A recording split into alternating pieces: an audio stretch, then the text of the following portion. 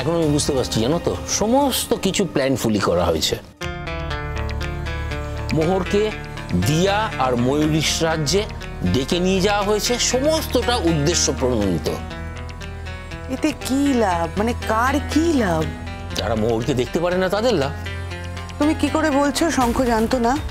আরে যখন অ্যানাউন্সমেন্টটা হলো তখন সবার প্রথমে শঙ্খই সবচেয়ে বেশি রিয়াক্ট করলো, বললো এসবের মানে কি। তাই নাকি? হ্যাঁ।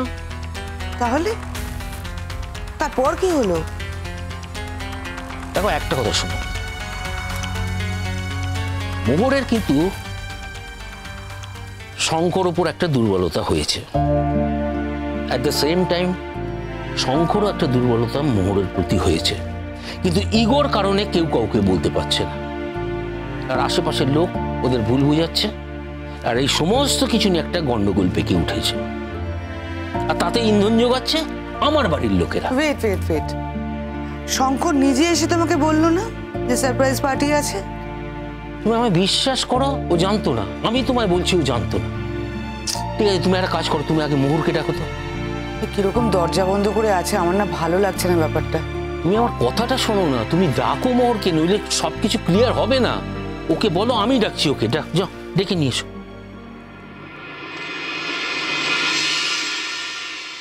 মোহর, মোহর, মোহর,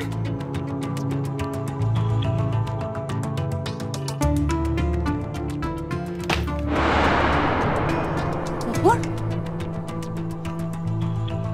তোমার স্যার ডাকছেন তোমাকে। তোমার শরীর ঠিক আছে? হ্যাঁ ম্যাম, আমি ঠিক আছি। ও, তখন তো কিছুই খেলে না, এখন খাবে তো? ম্যাম, আজকে আমার একদম খিদে নেই।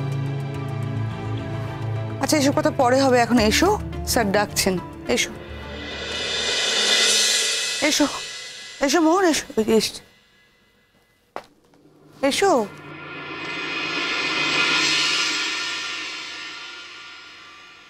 কি হয়েছে মোর? হঠাৎ করে তুমি চলে এলে ওখান থেকে? তোমার তো আমার সঙ্গে আসার কথা ছিল। আমি কতক্ষণ ওয়েট করলাম তোমার জন্য, তারপর যোগাযোগ করার চেষ্টা করলাম, ফোন টোন সমস্ত কিছু সুইচ অফ করে রেখেছো। স্যার, আপনাকে বলা হয়নি, আমি আগে ওখান থেকে চলে এসেছিলাম। কিন্তু কেন? তোমার তো আমার সঙ্গে আসার কথা ছিল।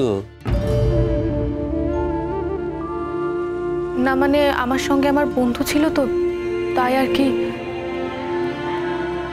আমি ভুলে গেছিলাম স্যার। মিথ্যে কথা কারো কারো মুখে মানায় না মোহর। তুমি ভুলে যাওনি, তোমার আজকে ওই পার্টিতে খুব খারাপ লেগেছে, তাই তুমি পার্টি ছেড়ে চলে এসছো।